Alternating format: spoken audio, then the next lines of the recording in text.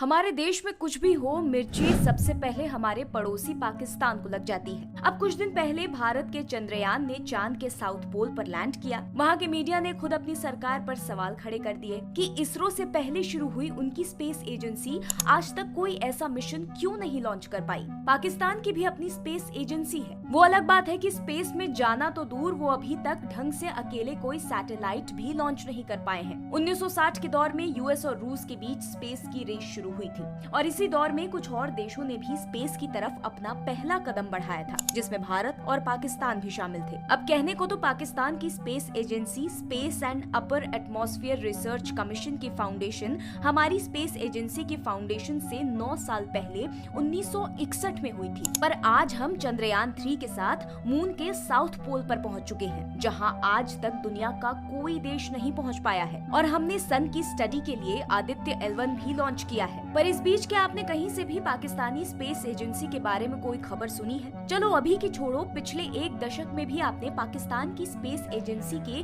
किसी space mission के बारे में कभी सुना है? आखिर 60 साल पहले शुरू हुई पाकिस्तान की स्पेस एजेंसी आज तक कोई भी स्पेस मिशन लॉन्च क्यों नहीं कर पाई? और क्या फ्यूचर में कभी पाकिस्तान भारत की तरह चांद पर पहुंच सकता है? पाकिस्तान की स्पेस एजेंसी का नाम SUPARCO है, जिसकी शुरुआत थ्योरेटिकल फिजिसिस्ट मोहम्मद अब्दुल सलाम ने की थी, जो कि नोबेल प्राइज जीतने वाले इकलौते पाकिस्तानी भी हैं। उनका इस स्पेस एजेंसी को बनाने में बहुत बड़ा हाथ था। वहीं क्योंकि उस समय रूस से भी आगे निकलने के लिए अमेरिका मून एक्सप्लोरेशन में लगा हुआ था, तो उसे किसी ऐसी कंट्री की जरूरत थी जो उसे हिंद महासागर में एंट्री दिला सके। और ऐसे में अमेरिका ने पाकिस्तान को फंड करना शुरू किया। 1969 में पाकिस्तान ने अमेरिका की मदद से अपना पहला रॉकेट लॉन्च किया, जिसका नाम था रहबर 1, और वो ऐसा करने वाला उस समय दुनिया का 10वां देश था। इस रॉकेट का काम अर्थ के अपर एटमॉस्फेयर को स्टडी कर हिंद महासागर और अरब सागर की वेदर कंडीशंस का पता लगाना था, ताकि वो नासा को मून एक्सप्लोरेशन में हेल्प कर सके। वहीं ये सब देखकर लग रहा था कि शायद स्पेस की दुनिया में पाकिस्तान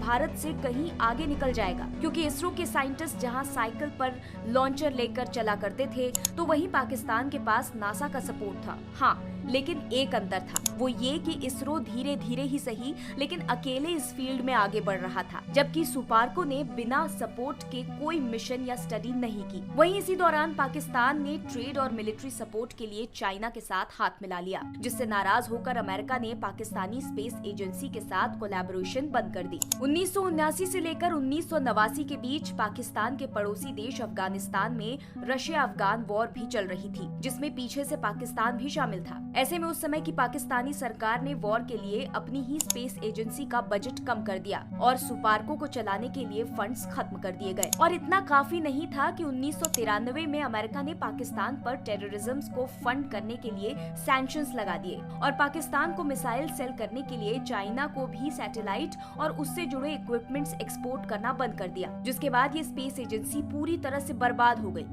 इसरो से 9 साल पहले शुरू हुआ सुपार्को अब तक एक भी सक्सेसफुल स्पेस मिशन लॉन्च नहीं कर पाया है, जबकि इसरो ने 1975 में पहला इंडियन सैटेलाइट आर्यभट्ट लॉन्च कर दिया था और फिर 1983 में Indian national satellite system launch किया, जिसने भारत के टेलीकम्युनिकेशन सेक्टर में रेवोल्यूशन लाने का काम किया। इसरो अब तक कुल 124 स्पेसक्राफ्ट मिशंस और 150 सैटेलाइट लॉन्चेस कर चुका है, जिसमें चंद्रयान 1 और चंद्रयान 3 जैसे सक्सेसफुल मिशन शामिल है, जबकि पाकिस्तानी स्पेस एजेंसी ने अब तक सिर्फ कुछ सैटेलाइट ही लॉन्च किए हैं और उसके लिए भी उसे चीन या फिर किसी और देश की मदद लेनी पड़ती है। साल 2018 में चाइना ने पाकिस्तान के लिए PRSS-1 और पाक टेस-1A नाम की 2 रिमोट सेंसिंग सैटेलाइट्स लॉन्च की थी, जो कि चाइना पाकिस्तान इकोनॉमिक कॉरिडोर को मॉनिटर करने के लिए बनाई गई थी। वहीं 2019 में सुपार्को ने पहली बार अबू धाबी में हुई ग्लोबल स्पेस कांग्रेस एग्जीबिशन में हिस्सा लिया, जहां एजेंसी ने अपने सैटेलाइट रिलेटेड प्रोजेक्ट शोकेस किए। पर अब स्पेस की इस रेस में पाकिस्तान बहुत पीछे छूट चुका है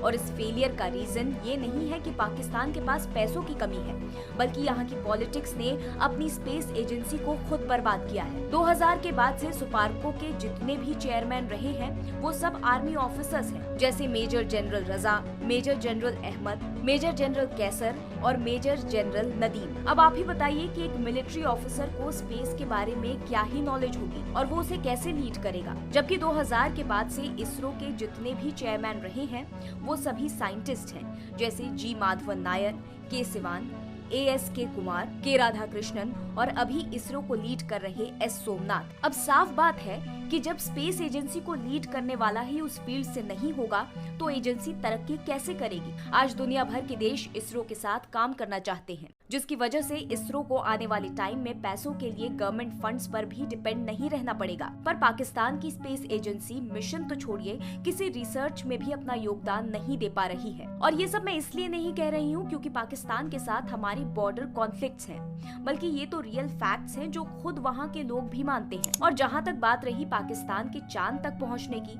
तो देखो ये अभी तो कम से कम 40-50 साल तक पॉसिबल नहीं होगा, क्योंकि उसके लिए पहले पाकिस्तान को एक स्टेबल गवर्नमेंट की जरूरत होगी। पर इस देश का तो रिकॉर्ड ही है कि यहाँ कोई प्रधानमंत्री अपना 5 साल का कार्यकाल ही पूरा नहीं करता। वहीं यहाँ की गवर्नमेंट पर हमेशा ये आरोप लगते हैं कि इसे मिलिट्री कंट्रोल करती है। तो ऐसे में आप तरक्की की उम्मीद कैसे कर सकते हैं। वैसे तो हम यही चाहेंगे कि पाकिस्तान की स्पेस एजेंसी भी आगे बढ़े, पर हमारे चाहने से क्या होता है। खैर, आपको क्या लगता है कमेंट बॉक्स में जरूर बताइएगा, और वीडियो पसंद आया तो इसे लाइक और शेयर करना ना भूलें।